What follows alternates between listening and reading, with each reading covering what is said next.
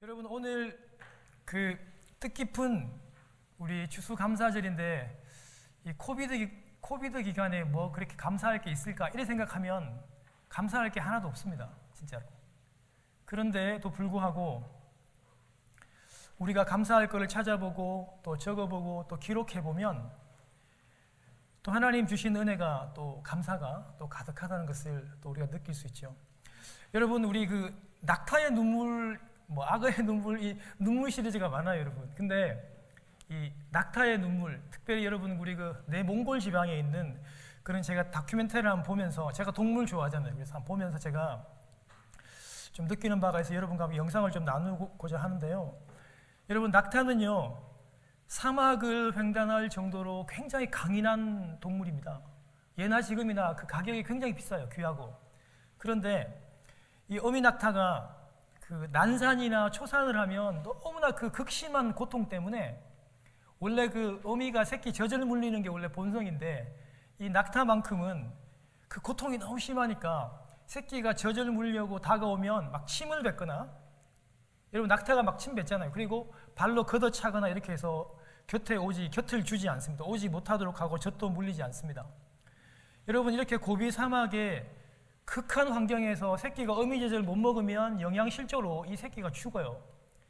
여러분, 얼마나 이 새끼가 값비싸고 소중한 존재인데, 그러면 주인은요 이 새끼를 살리려고 마두검이라고 하는 이 슬픈 그 악기를 연주하는 그 악사를 초청하고, 주인도 이 그 낙타를 막 만지면서 같이 그 슬픈 노래를 부르면요 이 낙타가 눈물을 진짜로 뚝뚝 흘립니다. 제가 이따 영상을 준비했거든요.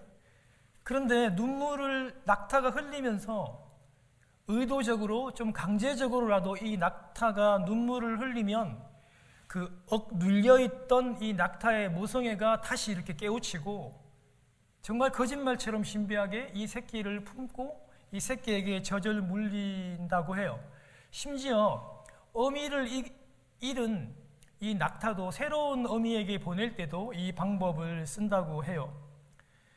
여러분, 때로는 인위적으로 또 강제적으로 할 수밖에 없는 상황이 있습니다, 우리가 살아가면서. 그대로 두면 소중한 새끼를 잃게 되는 그런 상황이, 그와 비슷한 상황도 우리에게 찾아올 수 있습니다. 여러분, 그런데 우리의 감사가 그렇습니다. 감사 안 하고 가만히 있으면 여러분 진짜 우리의 삶이 계속 피폐해지고 계속 건조해지고 계속 드라이해집니다. 그런데 그런 감사가 내 입에서 터져 나오지 않고 감사하는 생각이 안 들면, 감사만큼은 이렇게 의도적으로 인위적으로라도 이렇게 하면 실제로 우리의 삶이 회복되고 우리의 감사의 고백이 터지고 우리의 삶이 기적처럼 회복된다는 사실입니다. 오늘 여러분 이 영상이 굉장히 짧아요. 한번 보면서 우리 그 의미를 한번 생각해 봤으면 좋겠습니다.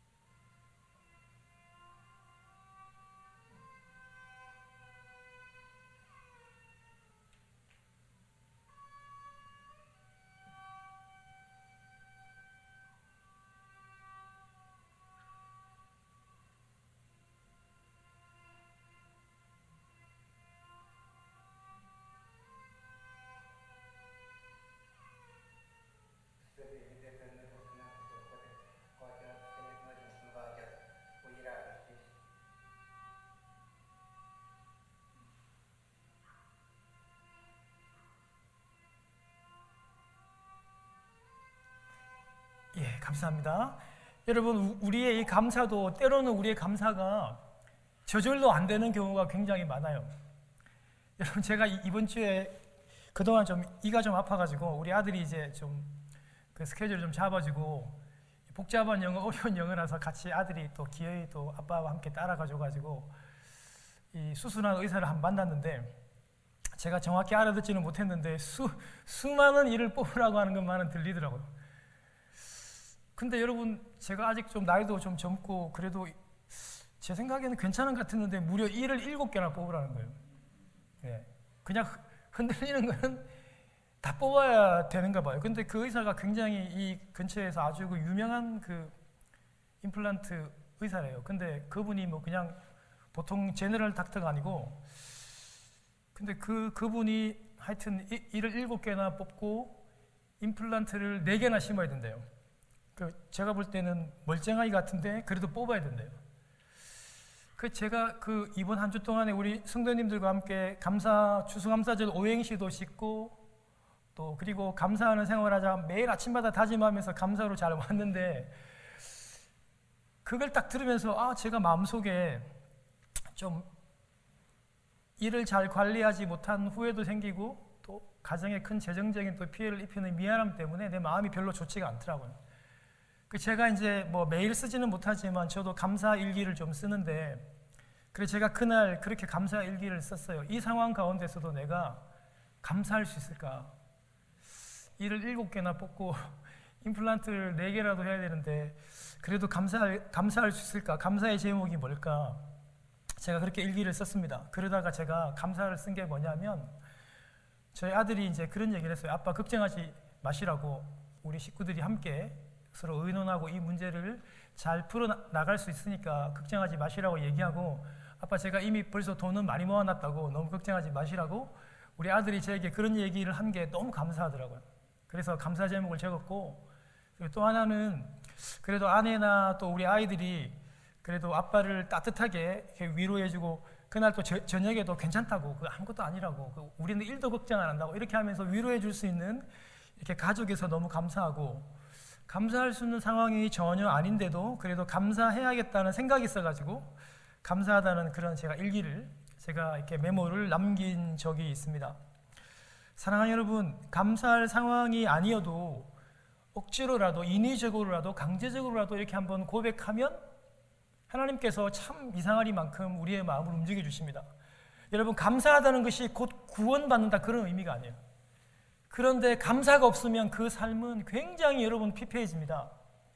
혹시 여러분 가운데 아주 우울하세요? 삶이 막 재미가 없어요? 살아가는 게 모두가 막 다 귀찮아요? 제가 볼 때는 그 삶이 아마도 감사가 사라졌을 확률이 대단히 많습니다. 여러분, 오늘 저 본문이요, 예수님께서 제자들을 데리고 이 누가복음이 여러분 예수님이 예루살렘을 향해서 제자들을 데리고 이렇게 마지막 그 죽음의 여행을 하는 이런 스토리입니다. 여러분, 우리 뭐 영화 같은 데 많이 보잖아요, 그렇죠? 내가 시한부 인생을 앞두고 마지막 보고 싶은 거, 또 그동안 전하고 싶은 사람들에게 찾아가면서 여러분 이렇게 뭐 버킷리스트를 작성해가지고 마지막 여행을 하듯이 우리 예수님도 그 제자들을 데리고 그 마지막 이제 그 구속의 죽음의 종착역인 이 예루살렘을 향해서 제자들을 데리고 이렇게 여행을 하시는 거를 누가복음이 그런 식으로 이렇게 기록을 했는데요. 이제 예수님이 한 40일, 한 달 정도만 지나면 예수님이 이제 이 땅에서 육신의 몸은 죽으시고 대속의 삶을 살고 이제 부활하셔서 하늘나라로 가죠. 예수님도 육신의 몸을 입고 오셨어요. 우리하고 똑같아요. 예수님도 죽음을 두려워하셨어요. 예수님이라고 죽음이 두렵지 않은 건 아니에요, 여러분. 그거 보세요. 밤새도록 기도하는 거. 하나님, 나 십자가 못 집니다, 진짜로. 이 십자가 좀 하나님 좀 나 어떻게 좀 해달라고 그렇게 예수님도 기도하잖아요. 예수님도 그 마지막 길, 마지막 죽음, 마지막 유언을 남기는 데는 그렇게 마음이 편하지는 않았습니다. 그런데요, 예수님께서 이 마지막 길, 이제 죽음을 한 40일 정도 남겨놓은 이 시점에 오늘 제자들을 데리고 주님이 그 마지막 어떤 그런 유언처럼 말씀하시는 게 한 3가지가 돼요. 여러분, 부모님이나 내게 소중한 이웃이나 소중한 은사나 나의 가까운 분이 마지막으로 이렇게 유언한다 그러면 우리 마음속은 숙연해집니다. 가급적이면 그 말씀을 또 지켜야 된다는 이런 우리 그 기본적인 생각이 있게 되는 거죠. 왜냐하면 마지막 유언으로 남긴 그 말은 그분 전 인생에 걸친 그 집약된 인격이고 또 철학이고 그 의지입니다. 그 유언은 함부로 하는 것도 아니고 함부로 할 수도 없는 거죠. 예수님께서 그렇게 마지막으로 제자들을 그 여행 중에 당부하시기 때문에 우리에게 조금 더 큰 울림이 사실은 있는 거죠. 여러분, 오늘 누가복음 17장 전체로 보면 예수님께서 마지막 당부가 한 3마디 정도입니다. 첫 번째로는 뭐냐면 그 제자들이니까 제자로서 그 한 영혼을 어떻게 섬기고 대할 건지 그 종의 자세로 주님을 그렇게 섬기고 이웃을 섬기라고 얘기하고, 2번째로는요 감사를 너희들이 어떻게 해야 될 것인지에 대해서 말씀해 주십니다. 오늘 우리가 읽었던 내용이 예수님이 마지막으로 제자들에게 남긴 그 유언 가운데 한 장면입니다. 예수님을 따른다고 고백하는 저희들, 우리 주님의 다 제자가 되고 싶은 거잖아요. 저희들에게 말씀하신 거죠. 제자들에게 우리 주님께서 감사를 어떻게 해야 되는지를 가르쳐 주시고요. 3번째로는 하나님의 나라에 대해서, 그 종말과 하나님 나라의 도래에 대해서 말씀하시는데, 오늘은 저희들이 이 감사를 제자들이 어떻게 해야 되는 것에 대해서 한번 살펴보려고 합니다. 여러분, 예수님이요 오늘 지금 시간이 얼마 남지 않았기 때문에 예수님의 그 1분과 예수님의 1초가 소중합니다.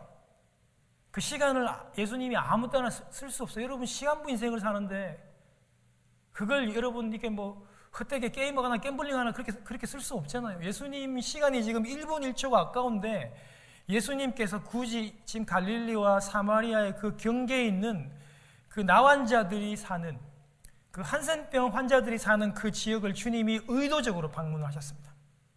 주님이 시간이 남아서 그런 게 아닙니다. 그런데 여러분, 이 나환자들이 그 당시에 예수님이 그 병을 고쳤다는 소문의 소문을 다 듣고 알고 있었어요. 예수님이 여기를 방문한다는 소리를 듣고 그들이 목소리를 높여가지고 죽기 아니면 살기로 멀리 서서 소리를 높여서, 오늘 여러분 그 12절과 13절에 나오죠. 선생이여 우리를, 능력의 선생이여 랍비여 우리를 좀 살려달라고, 우리를 좀 불쌍히 여겨달라고 그들이 막 목소리를 높여가지고 크게 얘기합니다. 여러분, 원래 이 나환자들은요 이 성대의 상황과 여러분 이 코의 상황이 좋지 않아서 절대로 큰 소리를 내지 못한대요. 이 의학적으로 그렇대요. 그렇게 소리를 못 내요 이들이. 그런데도 지금 필사적으로, 왜냐하면 예수님이 우리를 돌아봐주면 우리의 병을 고쳐줄 수 있다고 하는 믿음이 있었기 때문에 믿음 다 괜찮은 사람들이었어요. 예수님을 죽을 것 같이 우리를 살려달라고 그렇게 절박하게 얘기를 합니다. 그 당시에 여러분 이 그 통념적인 유대의 사고로 나환자들 이렇게 과음 지르면 안 돼요. 죽습니다. 이렇게 하면. 여러분, 나환자들 어떻게 해야 되죠? 사람들이 지나가면 먼저 우리는 부정하다고 자신들을 나환자임을 밝혀야 돼. 왜 그렇죠 여러분? 혹시라도 다른 사람들과 함께 접촉이 되면 그분도 부정하게 되기 때문에 나환자들은 잘 돌아다니지도 못했고, 돌아다니다가 여러분 돌에 맞아도 아무 소리도 못해요. 그리고 지금 이렇게 나환자들이 뭐 살려달라고 큰 소리로 이렇게 소리를 지르는 것도 돌에 맞아 죽을 수 있는 아주 위험한 일들이에요. 그런데 그들이 지금 목숨을 걸고 우리를 좀 불쌍히 해달라고 주님 랍비여 도와달라고 그렇게 간절히 구하고 있습니다. 여러분, 그런데 잘 보십시오. 오늘 본문에 보면요 우리 주님이 해결책을 주는데요 만져주지 않습니다. 여러분, 가까이 오셔가지고 뭐 만져주거나 뭐 따뜻한 대화 위로를 주시거나 이렇게 하지 않고 우리 주님이 그냥 멀리서 약간은 보면 오해할 만해요. 그냥 근성으로 하듯이 그냥 멀리서 나병 환자들을 그냥 보통 사람들이 피하는 것처럼 멀리서 이렇게 주님께서 말씀하시기를 이렇게 얘기해요. 가서 제사장에게 너희 몸을 보이래요. 안수하거나 터치하거나 만져주면 좋겠는데 그렇게 하지 않고 그냥 멀찍이 서셔가지고 야 너희들 제사장한테 가봐. 이런 말씀하십니다. 여러분, 그런데요, 이 10명의 여러분 이 한센병 환자들이 제가 볼 땐 굉장히 믿음이 있었어요.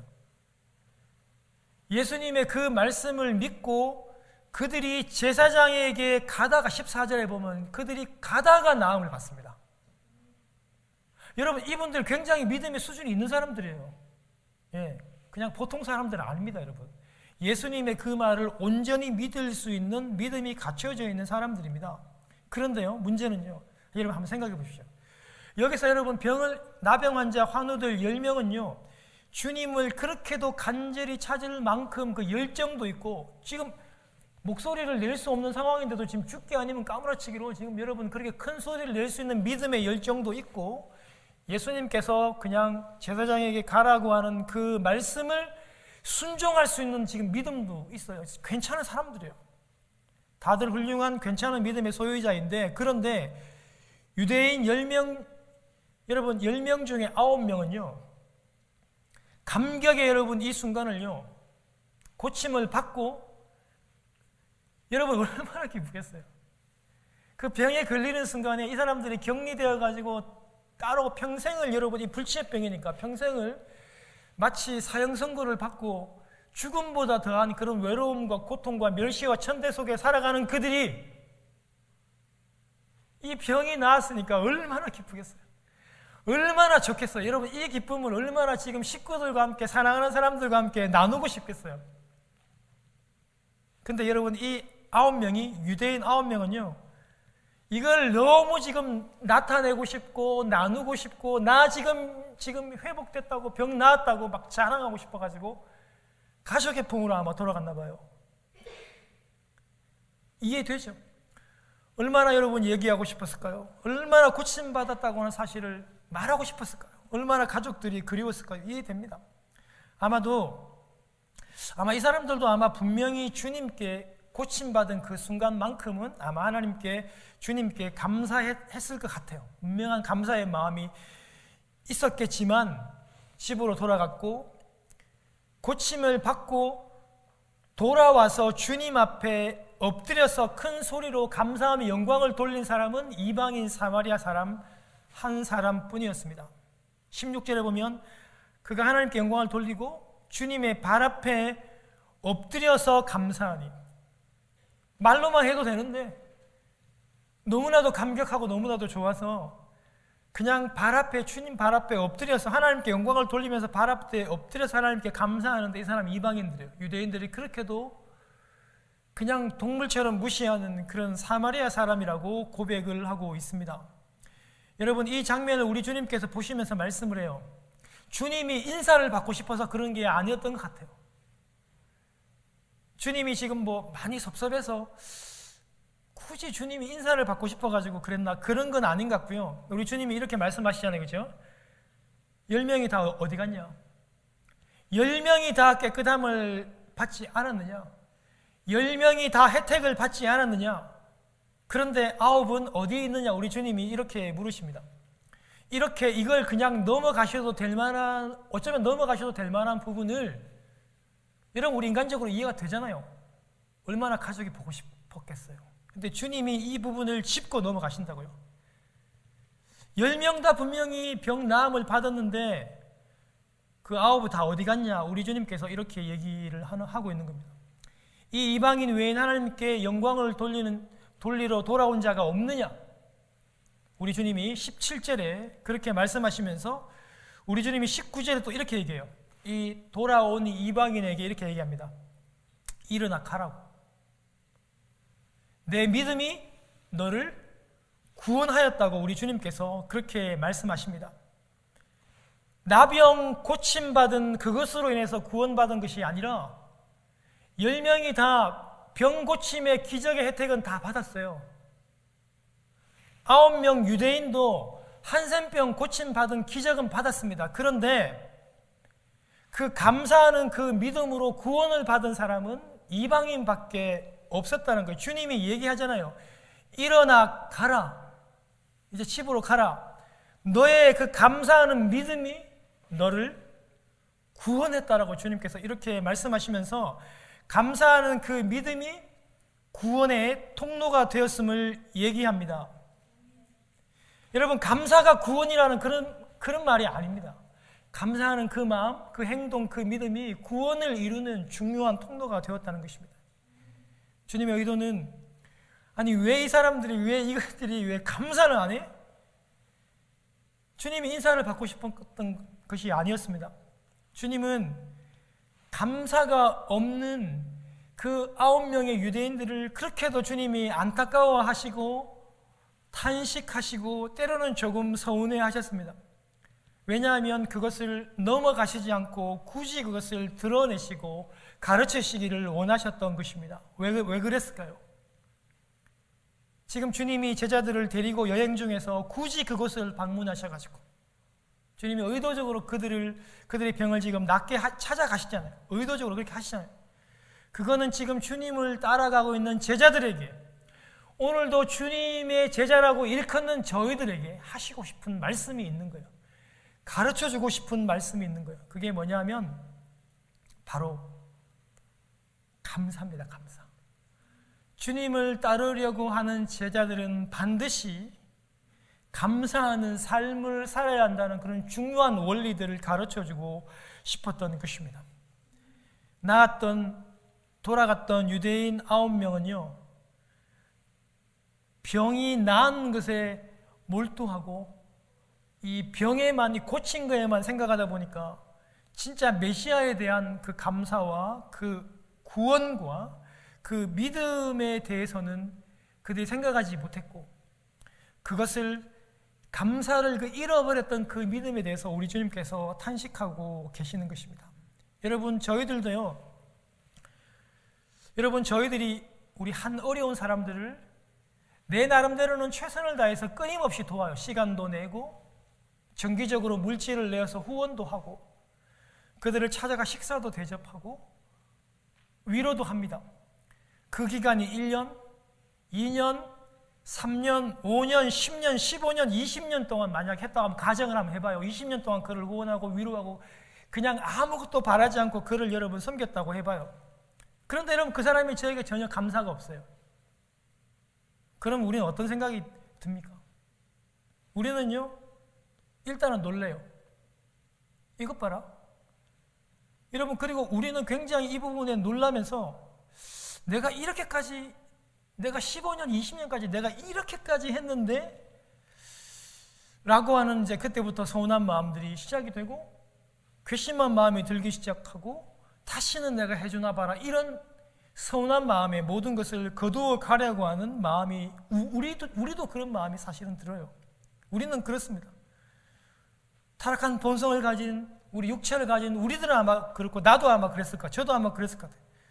그러나 주님은요, 지금 단지 좀 서운하시고 그래서가 아니라 정말 이 마지막 이 제자들에게 감사의 이 중요성들을 좀 가르쳐주고 싶었던 것이, 왜냐하면 여러분, 이 9명의 유대인들은 이미 벌써 돌아가고 없어요. 그 사람들은 없어요. 지금 남아있는 사람들은 지금 주님의 제자만 남아있기 때문이고 이 말씀을 보는 저희들만 지금 남아있는 셈이기 때문입니다. 여러분, 오늘 이 말씀은요, 9명의 이 유대인 환우를 위한, 여러분 돌아갔던 여러분, 이 말씀은요, 초신자들을 위한 경고가 아닙니다. 주님을 따르기로 작정하고 함께하기를 동거하는 그런 제자들을 향해 하신 말씀이고, 오늘도 예수를 오래 믿은 기존 성도들인 저희들을 위해서 하시는 말씀입니다. 고침받은 대상 10명은요 모두 예수님에 대해서 정말 소문을 들어 알았고 부르짖는 열정도 있고 예수님에 순종할 수 있는 믿음도 있었던 사람들입니다. 그렇지만 그들은 돌아와서 감사하지 않았습니다. 반면 여러분, 천대받는 이 사마리아 출신 환자 이방인은요, 오늘 came comeback, 돌아왔어요. 여러분, 이 단어에 한번 우리가 좀 주의하기를 원합니다. 돌아왔어요. 돌이켰어요. 그리고는 엎드려서 감사하고 하나님께 영광을 돌렸어요. 돌아오다는 이 단어가 감사절을 당한 우리들에게 많은 의미를 부여한다고 저는 생각합니다. 돌아온다는 거, 돌이킨다는 거, 돌아본다는 거, 이것이 감사와 아주 많은 연관이 있다라고 하는 단어입니다. 여러분, 우리 감사라고, 여러분 우리 땡스가 여러분 생각하다 띵크하고 여러분 다 어원이 같거든요. 돌아보며 감사하는 거, 돌아보며 생각하는 거, 여러분 대단히 연관이 많다는 겁니다. 우리도 지금까지 우리의 인생을 좀 돌아보고 좀 뒤돌아보기를 이 시간 원합니다. 먼저는요, 오늘 여러분 우리가 불렀던 찬양처럼 우리를 구원해 주신 그 하나님의 사랑에 대해서, 하나님 아버지는요 당신의 아들보다도 여러분과 저를 더 소중하게 생각했던 것 같아요. 우리는 이 사실 잘 모르고 지나갈 때가 많잖아요.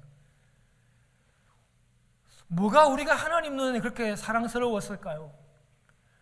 그런데도 불구하고 하나님은 우리를 당신의 아들 예수 그리스도보다 더 사랑하셔가지고 당신의 아들을 죽음에 내어주셨던 것 같아요. 그 하나님의 사랑, 또 순종하신 예수 그리스도의 그 십자가의 구속의 그 사랑.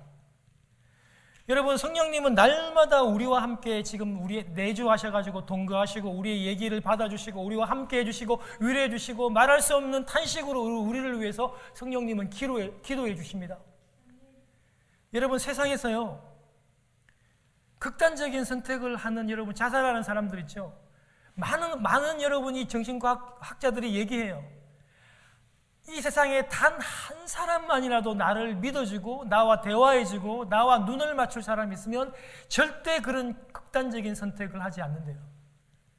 여러분, 이 성령님이 우리가 뭐라고 날마다 여러분 우리 안에 오셔가지고 우리를 위해서 중보해 주시고 우리에게 눈을 맞춰주시고 우리와 함께 해주시고 우리를 기도해 주시고, 여러분 우리 그런 좀 성령 하나님에 대해서 좀 기억하기를 원합니다. 한번 돌아보기를 원합니다. 여러분, 우리가요 하나님께서 우리를 아빠 아버지라고 부를 수 있도록 해주셨잖아요. 여러분 믿으십니까? 여러분 이게 사실이잖아요. 우리가 고아가 아니잖아요. 고아와 같이 하나님 주님이 우리를 버리지 않는다고 했잖아요. 우리는 감사할 대상이 있잖아요.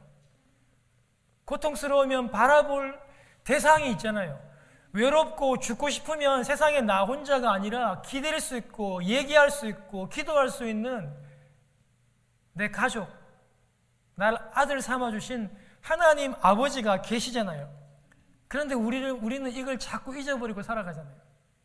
여러분, 오늘 이 감사주일날, 우리 감사하는 날, 이 사마리아 여러분이 이방인처럼 좀 돌아와서 돌이켜서 한번 우리 평생을, 이 한 해를 한번 돌아봐 주기를 원합니다. 만일에 여러분 우리 미국의 지금 바이든 대통령이나 우리 여러분 그 전 대통령이 누구죠? 부자. 여러분 우리 그 트럼프가 우리한테 와서, 아니 뭐 주지사 되는 정도라고 하시는 분도 우리한테 와서 정말 양아들 삼고 싶다고 우리한테 와서. 여러분 그 미국 사람들이 그런 말 많이 하더라고. 뭐 야구 잘하는 박찬호 이런 사람들 보고 미국에 온 사람들 보니까 뭐 그냥 쉽게 뭐 그냥 법적으로 말고 그냥 뭐 막 양아들 한다고 막 그렇게 하더라고. 그런데 여러분 그런 대통령이나 주지사가 여러분한테 와서 양아들 삼아 주겠다고 얘기하고, 여러분 재정적인 거 다 여러분 그렇게 후원해 주고 학비도 주고 집도 주고 차도 사주면서 양아들 삼고 싶대요. 우리 뭐 벌벌 떨겠죠. 막 너무 좋아서. 이게 꿈이냐 생시냐 다 여러분 뭐 보이스피싱이라고 하면서 우리 다 안 믿을 거예요. 벌벌 떨면서 너무 좋아하는 거죠. 여러분 우리 베이조스 알죠? 가장 잘 산대요. 빌 게이츠가 아니더라고요. 요새 보니까 아마존 창립한 사람들 있잖아요. 2010억 달러. 네. 엄청난 그 돈을 가지고 있는 그 사람이 그 많은 돈으로 우리를 후원해주고 우리를 양자 삼고 싶다고 얘기하면요. 여러분 우리는 얼마나 좋을까요? 100번이라도 절하고 꿈이냐 생신이냐고 그리고 많은 사람들에게 자랑할 거예요. 어깨 힘주면서 아마존 창업자가 우리 양아버지라고 까불지 말라고 어깨 힘주고 돌아다니면서 그렇게 할 거라고요. 그런데 생명 주시고 매일 함께 해주시고 있어주시고 눈을 맞춰주시고 우리를 위해서 기도하시는 말씀을 가르쳐주고 우리의 인생 전부를 책임져 주시고 사업이 되게 해주시고 직장을 주시고 직장 가운데서 일하게 해주시고 궁극적으로는 우리에게 부활의 소망 주시고 천국에 갈 수 있게 해주시고 하나님의 자녀가 될 수 있게 해주신 그 하나님의 사랑, 그 예수 그리스도의 사랑에 대해서는 우리 감사가 잘 없습니다. 사랑하는 여러분, 그런 감사가 없으면 오늘 낙타의 눈물처럼 의도적으로라도 감사해 볼 수 있는 저희들이 되기를 바랍니다.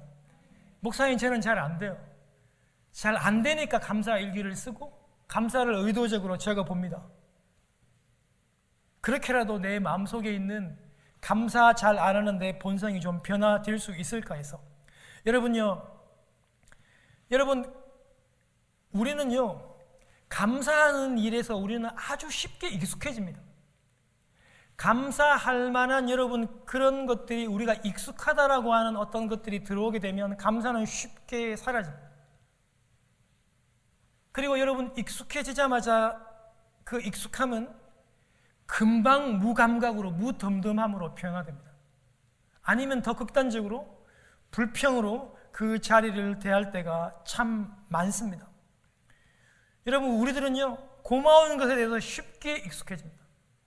감사하고 고마운 거 우리는 쉽게 잘 잊어버립니다. 익숙해진다는 것이 참 좋은 의미가 되기도 하지만 감사하는 것에 익숙한 것은 큰 비극을 일으킵니다. 감사하는 것에 대해 익숙하는 순간 그것이 당연하게 되는 것이고, 당연하게 여겨지는 그 자체가 바로 감사함이 사라지게 된다는 것입니다. 그리고 그 감사가 사라진 그 자리에 무감각, 무덤덤함이라고 하는 단어가 들어오게 되면, 심지어 불평, 불만이라고 하는 단어가 들어오게 되면 우리의 상황이 급격하게 피폐해지게 된다는 사실들을 여러분 꼭 기억하시기를 바랍니다. 사랑하는 여러분, 우리들은요, 인생에 문제에 있어가지고 막 큰 소리 치는 거에 굉장히 좀 익숙해요. 큰 병에 걸린다든지 심각한 중병에 걸린다든지. 여러분, 이렇게 하면 우리 한국 사람들은 막 큰 소리 지르고 막 대굴대굴 부르고 막 난리 납니다. 기도하면서. 우리는 우리의 인생에 문제에 있어가지고 큰 소리를 지르는 것에 굉장히 익숙해요. 소리가 클수록 문제는 더 큰 거죠. 그런데요, 문제가 있을 때 소리를 지르는 그런 경우는 누구나 다 할 수 있지만 오늘 본문처럼요, 감사하는 경우에 하나님 앞에 소리를 지르고 영광을 드리며 엎드리는 사람들은, 그런 표현을 하는 사람들은 많지 않습니다. 사랑하는 여러분, 저는 여러분들이 문제 앞에서 큰 소리를 지르기를 원하고, 그리고 감사하는 가운데서도 그것을 표현하고 소리를 지르는 여러분 되시기를 바랍니다. 사랑하는 여러분, 감사할 때는요, 때가 있습니다. 감사하는 마음이 들 때 그 타이밍이라는 게 있다고요. 그때 우리는 감사해야 합니다. 그 타이밍을 놓치면 또 익숙하다는 것이, 익숙함들이 우리들에게 찾아오곤 합니다. 사랑하는 여러분, 불치의 병이 나은 것만큼 여러분 기쁜 순간이 어디 있습니까? 평생을 이렇게 온 나환자로 외롭게 고난과 멸시와 죽는 것보다 더한 그런 고통을 당한 여러분, 그런 불치의 그런 병이 나았는데 그것만큼 기쁜 게 어디 있을까요? 그것만큼 그 가족과 나누고 싶은 마음이 또 어디에 있을까요? 그러나 주님은 말씀합니다. 자랑이 먼저가 아니고, 기쁨을 나누는 것이 먼저가 아니고 감사가 먼저 되어야 한다고 주님을 따르는 저와 여러분들에게 주께서 말씀해 주고 계십니다. 여러분, 많은 사람들이 얘기합니다. 무슨 감사를 그렇게 그냥 그렇게 요란하게 하냐고, 큰 소리를 지르고 막 엎드려가지고 무슨 액션이 이렇게 크냐고 말이야. 그렇게 우리가 비아냥거릴 수 있습니다. 아니야, 그냥 감사하는 마음속으로 좀 조용히 하면서 경건하게 감사하고 감사하는 마음을 가지고 살면 되지, 무슨 감사를 그렇게 막 소리를 지르고 엎드려서 막 그렇게 사람들이 보는데 막 그렇게 하냐고, 이렇게 여러분 생각이 들 수도 있습니다, 오늘 본문에. 그런데요, 우리 주님은요, 감사하지 못함을 지적하고 가르치고 있잖아요. 큰 소리로 엎드려 감사하는 걸 보고 감사하는 믿음이 큰 믿음이라고 주님께서 여기시고 칭찬하고 계시고, 그것이 구원의 통로가 되고 있다는 것을 우리 주님께서 말씀하고 계시잖아요. 사랑하는 성도 여러분, 이제 설교를 마치려고 또 설교를 적용하기를 원합니다. 여러분, 오늘 감사하는 그 믿음이 구원의 통로가 되었음을 꼭 기억하시고, 우리 주님이 그것을 부각시켰다는 것을 꼭 기억하시기를 바랍니다. 감사가 곧 구원이라는 말이 아닙니다. 감사가 인생에 어떻게 보면 전부라고 하는 그런 말이 아닙니다. 그러나 우리 믿음 생활에서 이 감사가 사라지면 우리의 믿음의 삶의 질이 급격하게 피폐해집니다.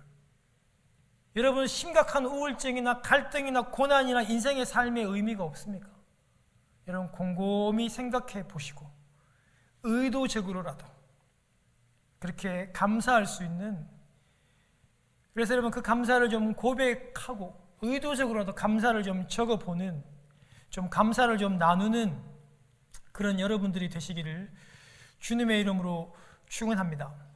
여러분, 우리 한국에 우리 예수원을 창시하신 그 유명한 여러분, 우리 그 토레이, 우리 대천덕 여러분, 우리 신부를 잘 아실 것입니다. 그분은 감사 충만이 곧 성령 충만이다, 그런 말씀을 하셨더라고요. 여러분, 우리 인생을 혁명적으로 바꾸는 도구는 데모도 아니고 쿠데타가 아닙니다. 뭘 혁명적으로 바꾼다 그러면 주먹을 쥐고 머리띠를 둘러쓰면서 여러분 투쟁이라고 외쳐야 하는 것처럼 보이지만, 우리의 이 삶, 내가 살아가는 이 삶을 전격적으로 혁명적으로 바꾸는 것은 감사라는 것을 꼭 기억하시는 여러분 되시기를 주님의 이름으로 축원합니다.